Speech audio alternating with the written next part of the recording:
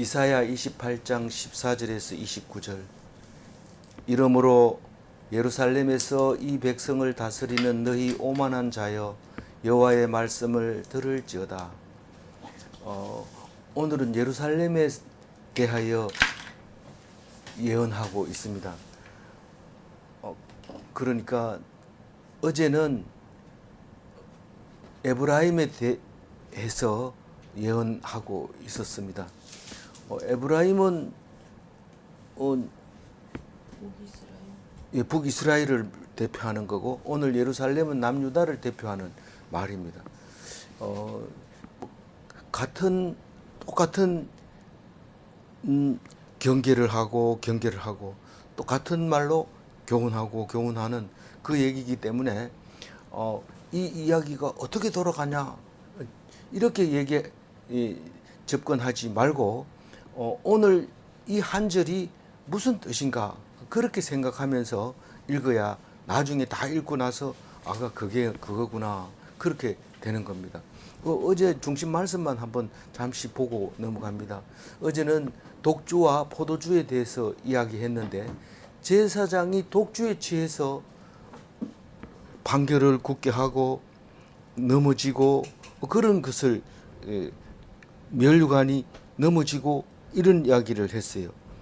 그러니까 환상을 잘못 풀며 재판을 실수하고 독주를 마시고 누가요?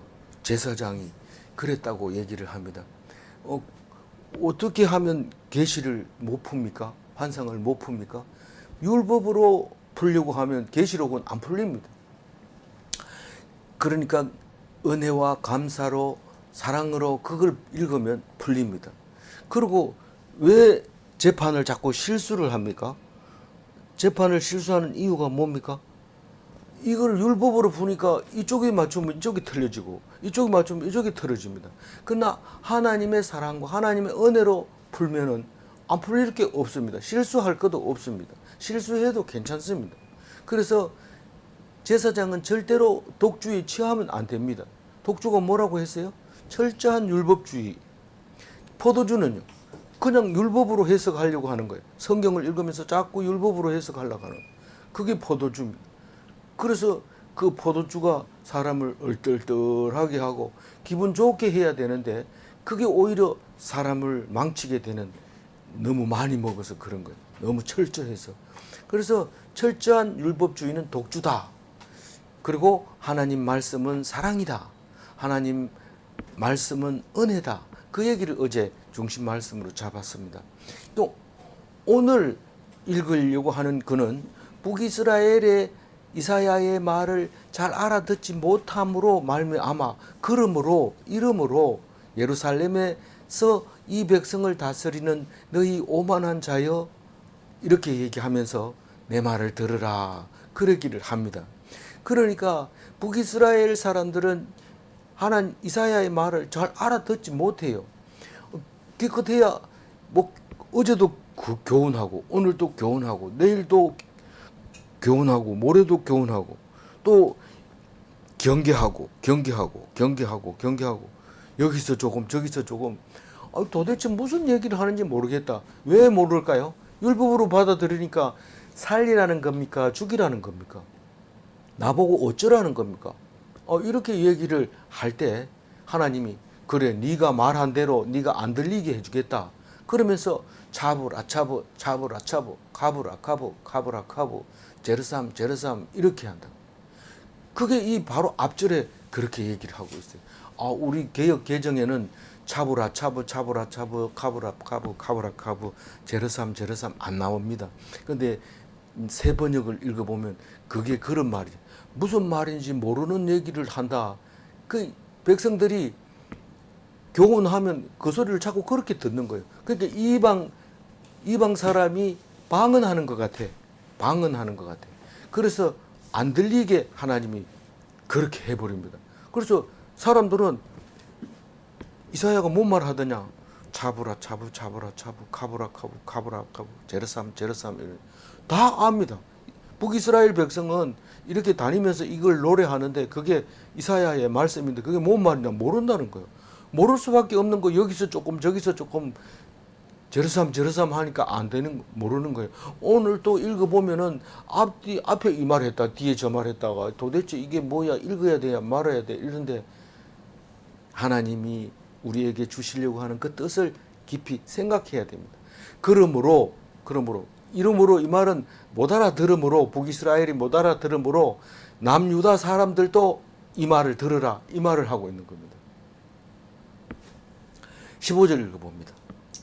너희가 말하기를 우리는 사망과 언약하였고 소홀과 맹약하였은즉 넘치는 재앙이 밀려올지라도 우리에게 미치지 못하리니 우리는 기초를 우리의 피난처로 삼았고 허리 아래에 우리를 숨겼음이라 하는도다. 이 이사야의 말은 이 앞쪽에서 쭉 읽어보면 전체적으로 뭔가 하고 생각해 보면 사망과 서울에 대해서 얘기하는데, 이 사망과 서울의 주된 이야기는 반드시 꽃이 지는 것처럼 너희들도 다른 세상을 경험할 거다. 그러나 하나님은 아주 망하게 하지 않고 다시 봄이 오면 꽃을 피게 할 거다. 씨앗을 남겨놓을 거다. 그 얘기가 지금까지 해온 이야기의 대부분을 차지하고 있는 겁니다. 이 얘기했다 저 얘기했다 그렇지 그런 겁니다. 다시 말해서 사망과 서울에 대해서 이야기를 할 때 귀 기울여 듣지 않습니다. 너희들 사망이 온대 그러면 우리는 사망 그거 겁 안 난다. 왜냐하면 우리는 약속을 했다. 사망이 안 데리고 가기로. 어떻게 약속했나? 우리가 너 죽일 거야 이러면 거짓으로 말하면 된다. 거짓말 잘 연구해 놓으면 된다. 서울에 온다 하더라도 허위로 이야기하면 그 사람들이 잡아갈 수가 없다. 그 얘기하면서 사망과 언약하고 서울이 맹약했다고 얘기를 합니다. 이 사망은 뭐고 서울이 뭡니까? 이렇게 물으면 서울은 뭐라고 했어요?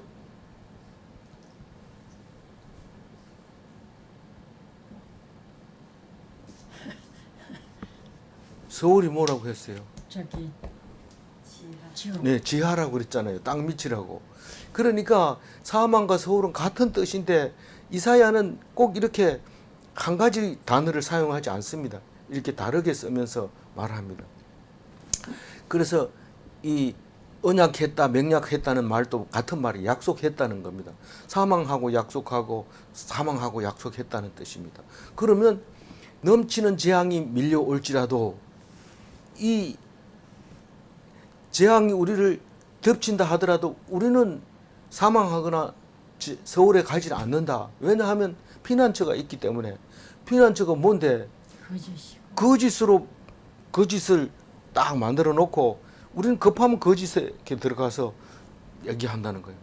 무슨 일이 있으면 자꾸 핑계만 대는 사람이 있어요. 그냥 가만히 있으면 벌 받으며, 가만히 있으면 벌 받아요. 왜 지각했냐 이러면 아무소리도 안 하면 벌 받으면 끝납니다. 그런데 들어오면서 내가 차가 너무 밀려가지고 이렇게 얘기하면 거짓으로 지금 피난처를 만들어 놓았는데 하나님은 그게 안 통한다는 겁니다. 그 허위도 마찬가지입니다. 허위를 뭘 가져와라 이러면 가짜 장부 많이 만들어 놨으니까 갖다 놓으면 가짜 장부 내놓으면 돼. 이런다는 거죠. 그러니까 지금 너희가 그렇게 말하고 있는데 그건 안 된다는 거예요. 16절 읽어봅니다. 그러므로 주 여호와께서 이같이 이르시되 보라 내가 한 돌을 시온에 두어 기초를 삼았노니 곧 시험한 돌이요 귀하고 견고한 기초돌이라 그것을 믿는 이는 다급하게 되지 아니하리로다. 이 이사야가 이 말을 한 게 예수님이 오시는 얘기를 한다고 신약에서는 여러 번 여러 군데서 인용하고 있습니다. 다시 말해서 예수님은 한 돌로 표현하면서 시온의 돌이다.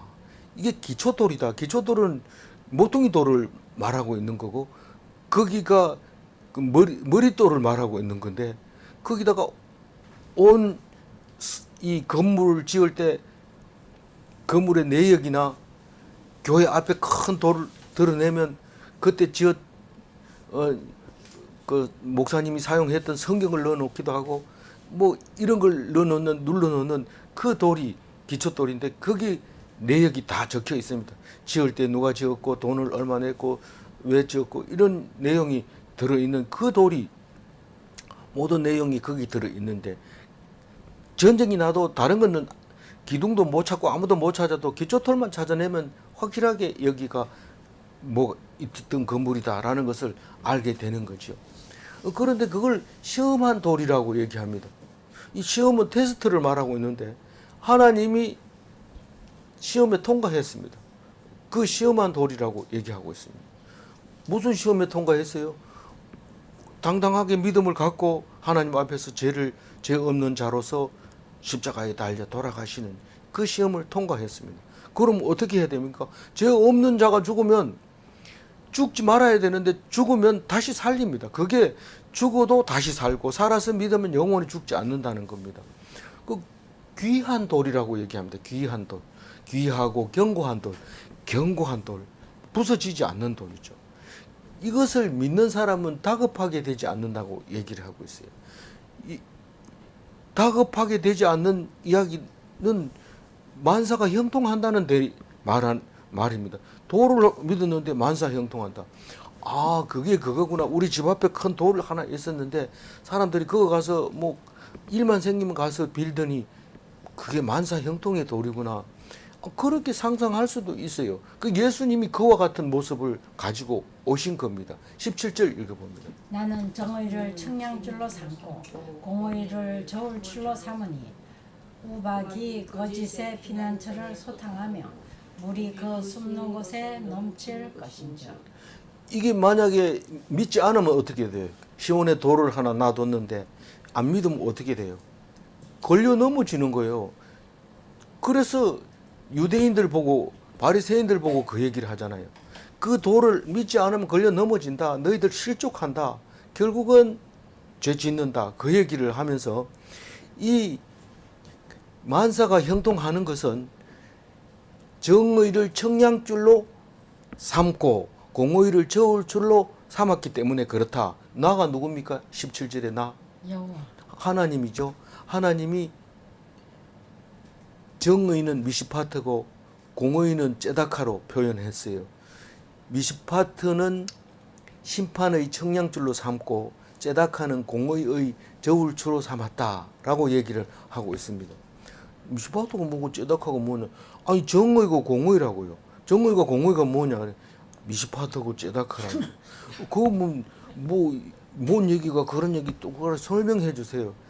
아니 우리는 읽다 보면은요. 미시파트는 사람에게는 없어요. 하나님이 재판하면 심판하면 그대로 되는 게 미시파트예요. 째다카는 우리에게도 있고 하나님에게도 있어요. 옳다고 생각하는 것은 하나님도 옳다고 생각하면 그건 째다카고 하나님 우리는 도저히 어떻게 저 사람이 저렇게 복을 많이 받습니까? 그게 미시파트입니다. 내가 한다는데 네가 무슨 할 말이 있냐? 그게 하나님의 고유의 미시파트 정의입니다. 그래서 공의 정의가 막 이렇게 헷갈리게 번역될 때가 있기 때문에 미시파트란 말과 째다카란 말을 가지고 왔어요. 그래서 미시파트는 잊어버리면 안 돼. 정의 공의는 몰라도 되지만 우박이 거짓의 피난처를 소탕하며 피난처 이게 피난처가 뭘로 거짓을 피난처로 삼았는 거 그거 다 소탕해 버리겠다는 거예요. 뭘로? 우박으로. 그 우박이 뭡니까? 뭔지 모르지만 다 알 수는 없어요. 숨을 곳을 덮친다 그래요. 숨을 곳.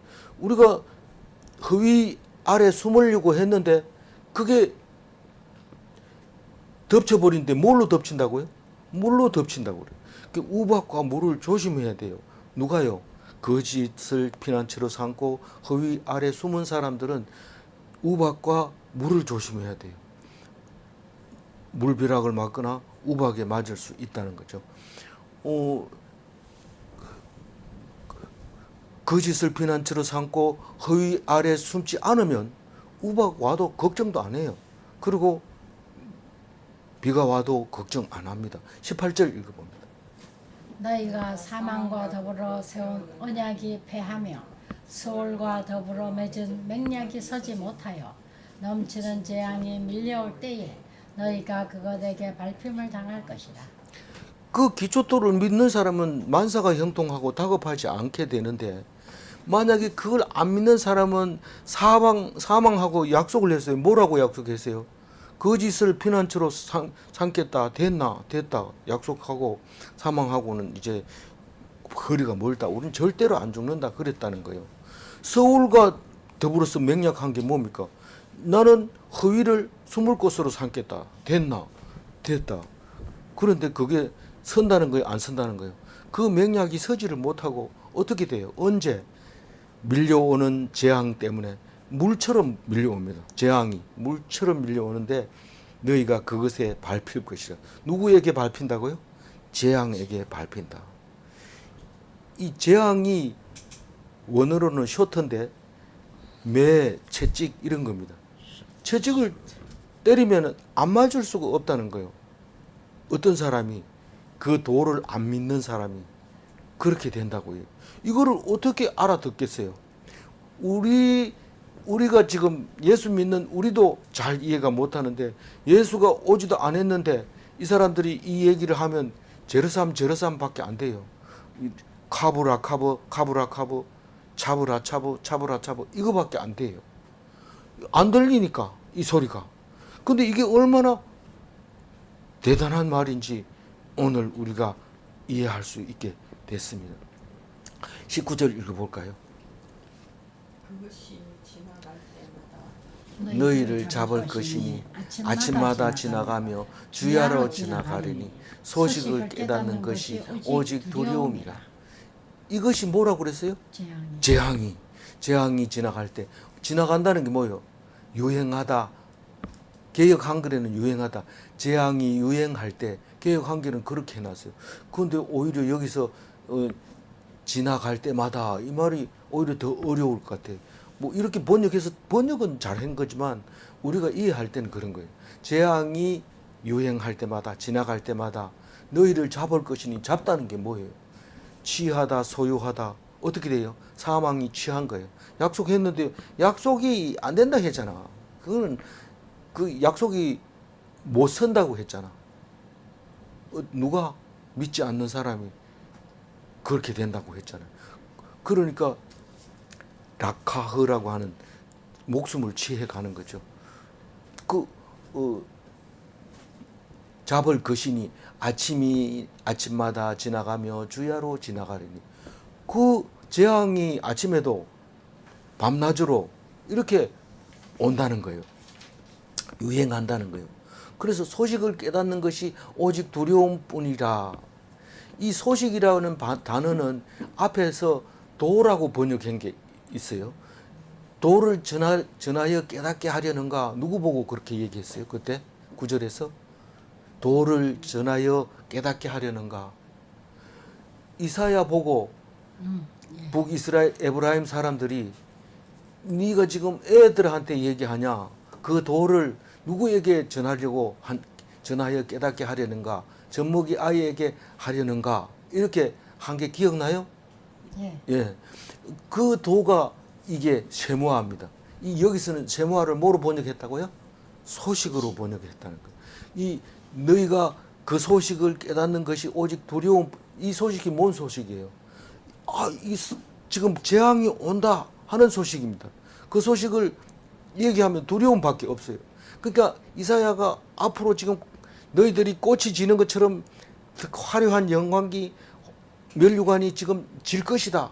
땅에 내버려질 것이다. 라고 말하는 그 도를 전하는, 다시 말해서 소식을 전하는 그것은 두려움밖에 없어요. 그러니까 그런 말 하지 마라. 기분 나쁘다. 왜 그런 말을 자꾸 하냐. 가만히 있어도 되는데 그 얘기해가지고 맞아 죽을래. 이런 소리를 하는 거죠. 근데 선지자는 그 소리를 두려워하면 안 됩니다. 그거를 담대하게 전해야 되고 듣는 사람이 두려움이 없어야 돼요. 듣는 사람이 두려워하는 것은 이미 안 듣는다는 거고 안 믿는다는 거고 제르삼 한다고 이사야 보고 욕하는 거고 그렇게밖에 안 들리고 흉내내고 그렇게 하는 거죠. 19절 이해 갔으면 20절 읽어봅니다. 침상이 짧아서 능히 몸을 펴지 못하며 이불이 좁아서 능히 몸을 싸지 못함 같으리라 하셨느니라. 20절은 읽으면 되게 이해가 쉽는데 그런데 이게 무슨 말이냐 이 말입니다. 이거는 불가항력적인 얘기를 하고 있는 거예요.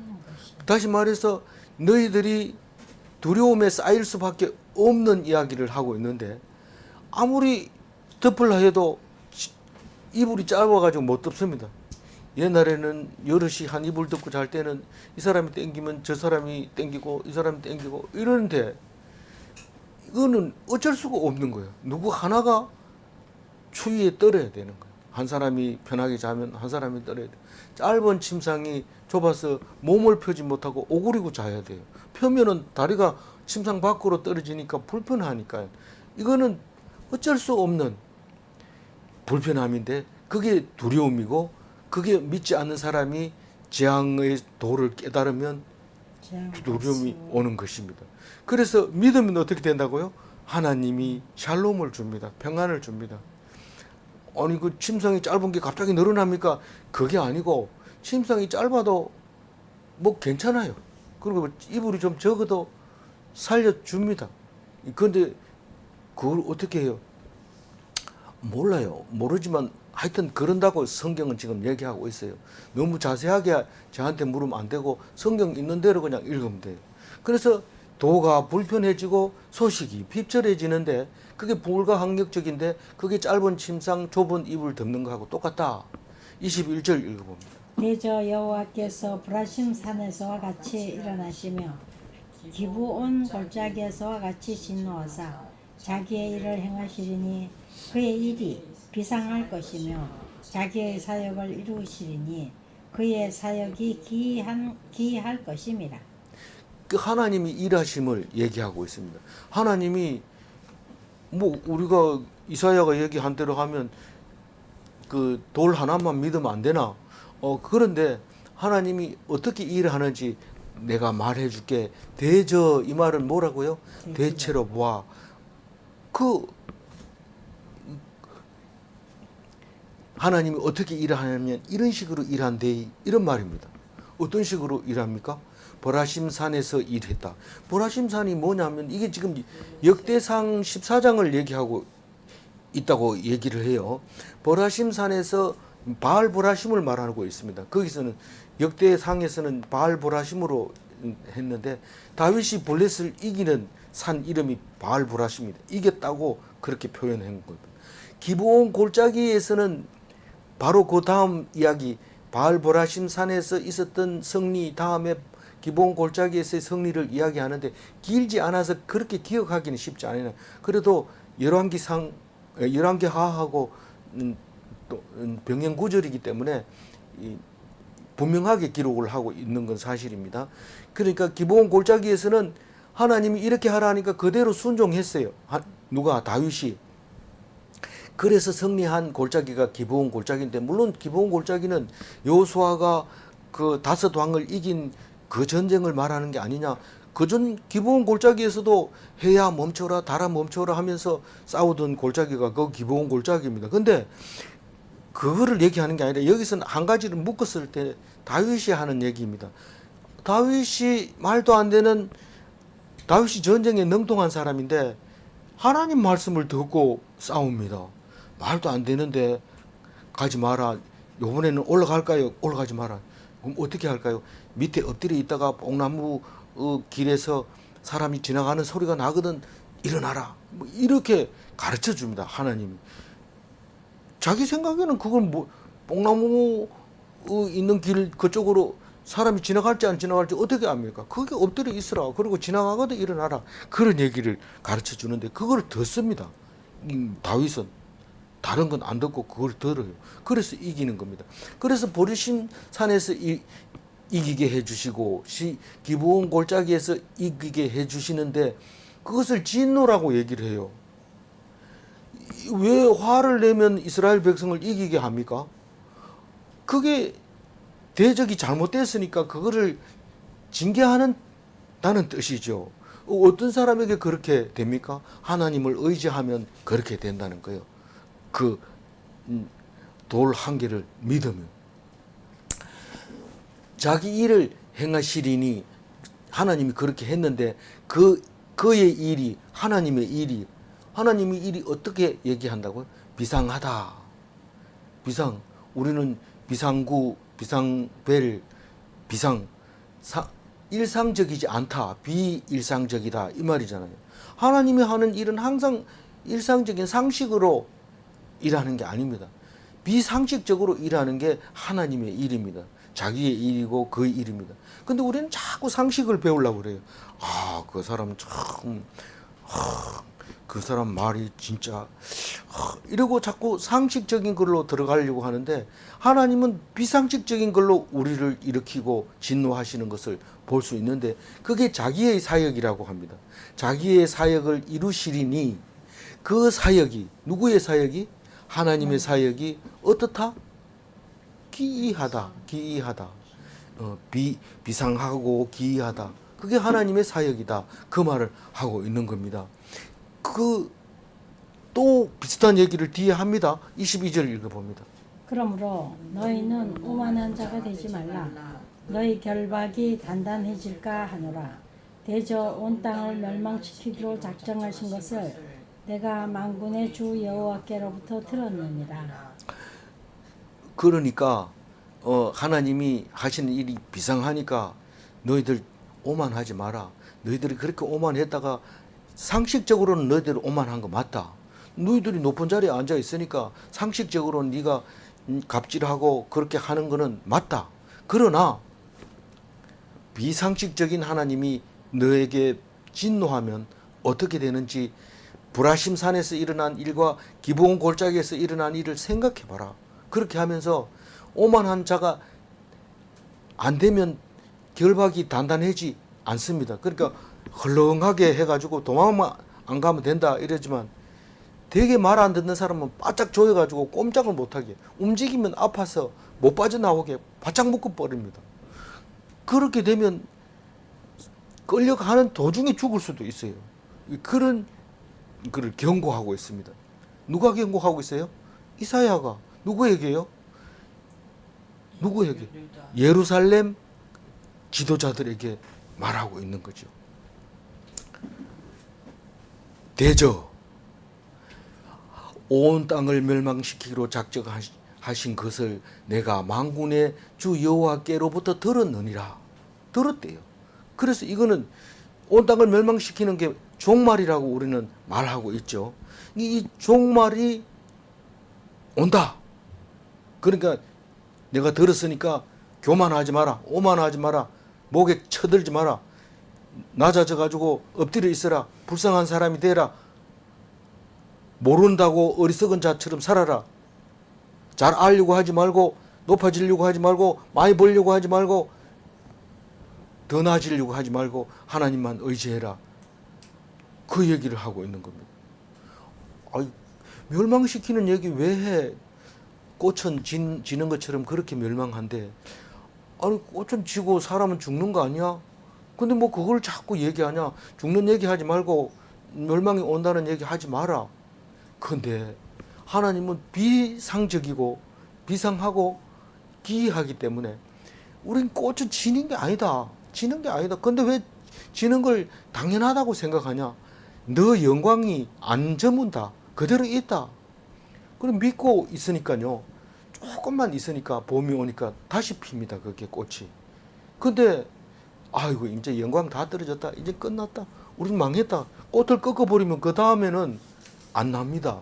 꽃이 안 달립니다. 왜 그럴까요? 씨가 없으니까 안 달리죠. 근데 사람이 누구든지 다 죽는 거 아니야? 안 죽는다니까. 안 죽는 건 못 봤는데 하나님의 말씀이 비상식적이고 기이한 일이라고. 죽는 거 봤는데 그 사람이 진짜 믿었다면 다시 살릴 거야.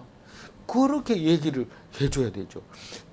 자꾸 기분 나쁘게 왜 망하는 얘기만 자꾸 하냐. 하지 말아 했대. 그러면서 혼나는 선지자가 많지요. 열왕기 보면 왕에게 내가 하지 말아라고 몇 번이나 얘기했는데 그러냐 이러면서 혼나는 선지자들이 많습니다. 이 사람은 뭐 완전 미친 것처럼 너희들 망한다, 너희들 망한다 계속 얘기하니까 너무 싫은 거예요. 근데 들어야 됩니다. 귀 기울여 들어야 됩니다. 그러면 그래도 들어도 안 들어도 똑같이 망하지만 결국은 망해도 진짜 죄가 없다면 살아난다. 죄 때문에 죽는 건 맞지만 그러나 진짜 죄가 없다면 살린다. 그것은 확실하다. 그게 믿음으로 가져라. 그 얘기를 합니다. 그래서 누가 망한다 하거든 기분 나빠 생각하지 말고 깊이 생각하고 오늘 왜 그 말씀을 주셨는가 기도하는 여러분 되시기 바랍니다. 23절 읽어봅니다. 너희는 귀를 기울여 내 목소리를 들으라. 자세히 내 말을 들으라. 이거는 신명기에서 한 소리를 그대로 하는 거예요. 쉐마 이스라엘아 내 말을 들어라. 그렇게 들으라 해도 들어요 안 들어요? 안 들어요. 어떻게 나 들었어요 이런데 정말 들었나? 들었어요. 어떻게 들었나? 그 인터넷을 어떻게 들었나? 지나가다가 차 타다가 운전하다가 들었어요. 그래 들어가야 되겠나?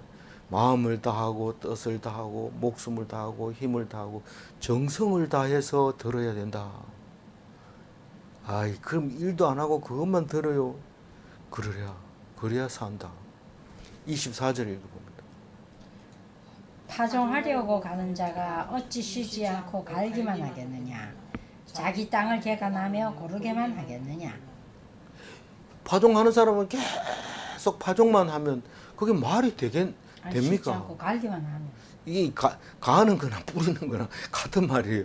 지금 하여튼 파종만 하겠느냐 이 말이죠. 이 갈아 놓으면 파종하는 거는 뭐 그냥 흩어 뿌리기니까 막 뿌리면 됩니다. 가는 게 제일 힘드니까 가한다는 얘기.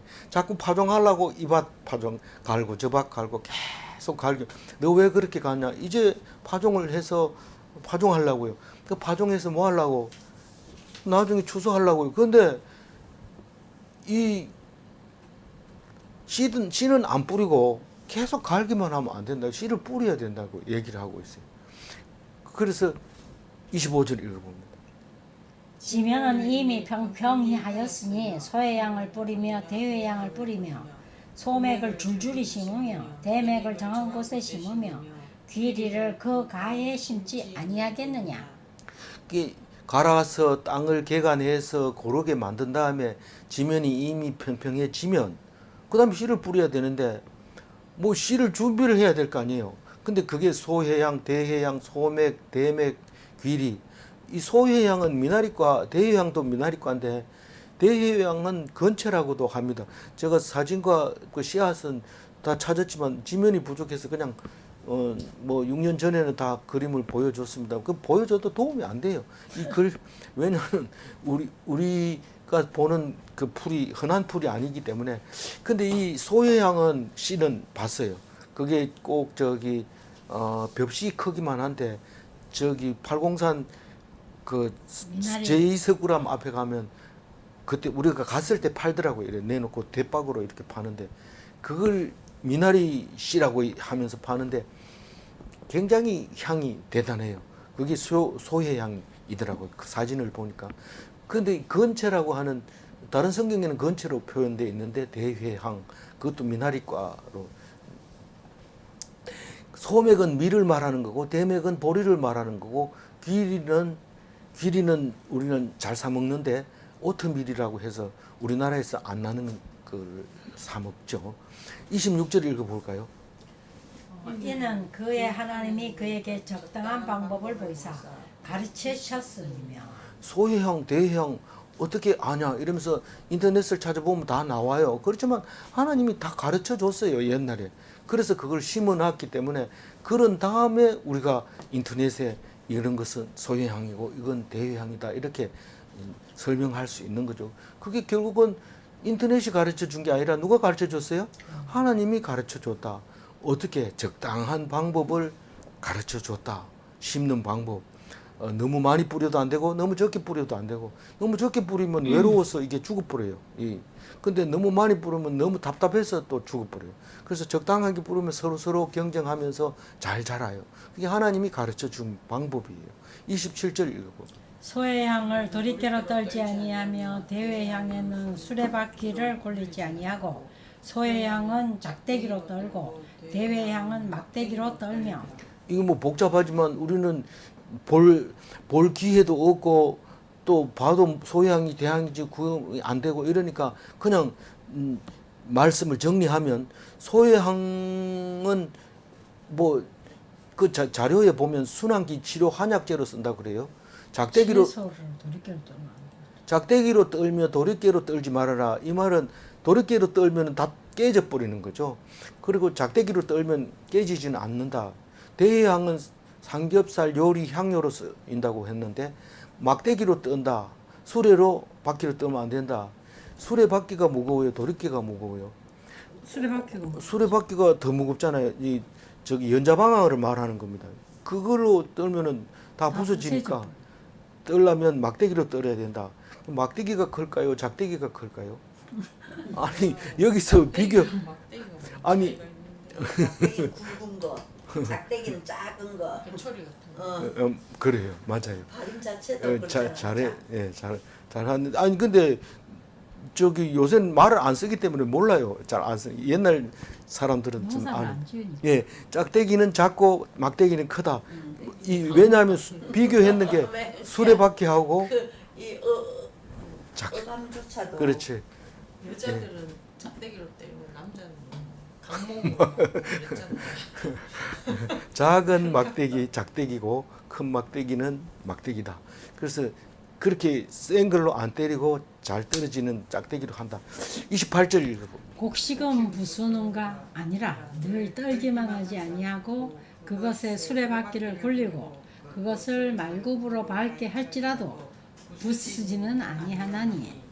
곡식은 부수는가 이 말인데 이게 짝대기로 부수는가 아니라 짝대기로 떨고 다시 그걸 갖다가 다 곡식만 모아가지고 수레바퀴로 연자방아로 돌리면 그게 이제 가루로 나오기도 하고 껍질을 벗기기도 하고 그렇게 하겠죠.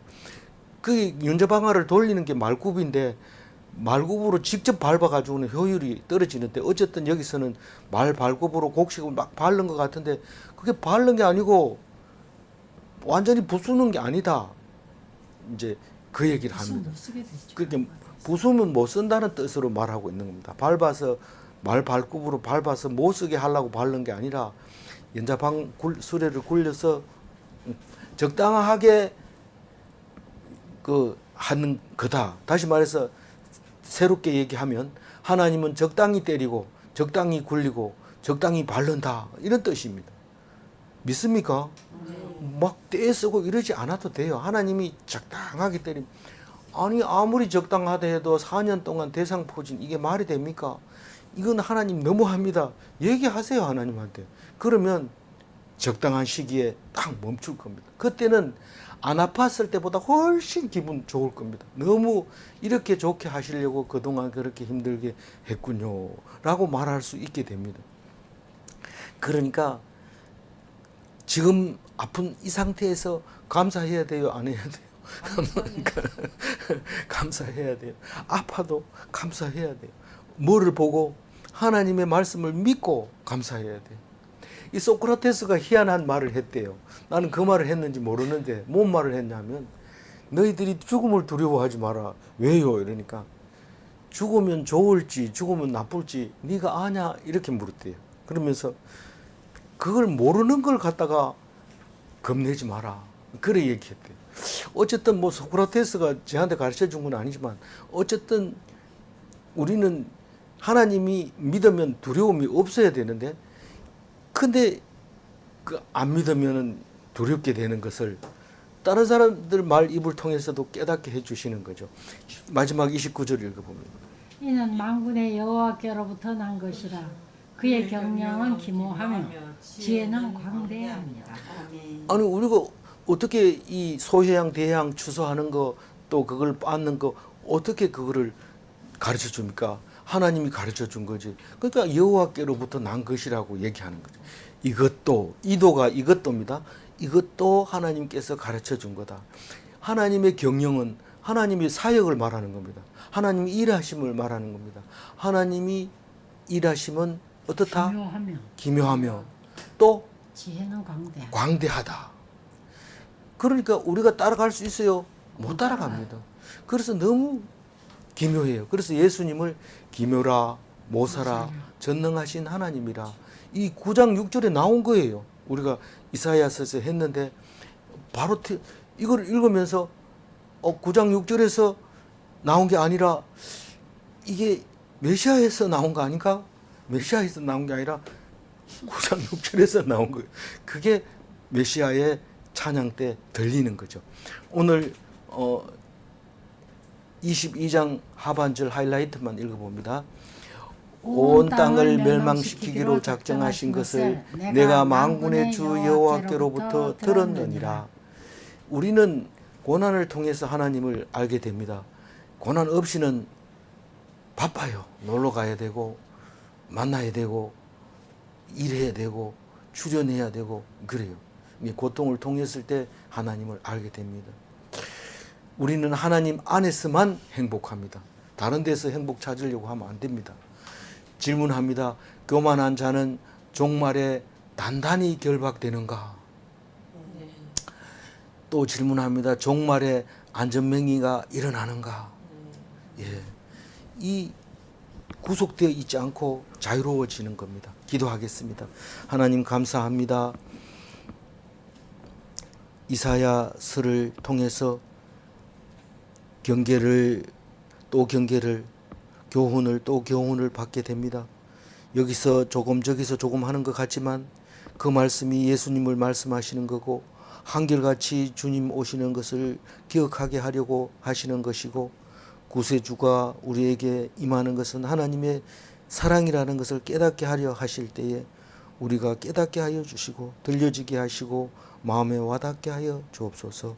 감사드리옵고 우리 주 예수 그리스도 이름으로 기도 올리옵나이다. 아멘.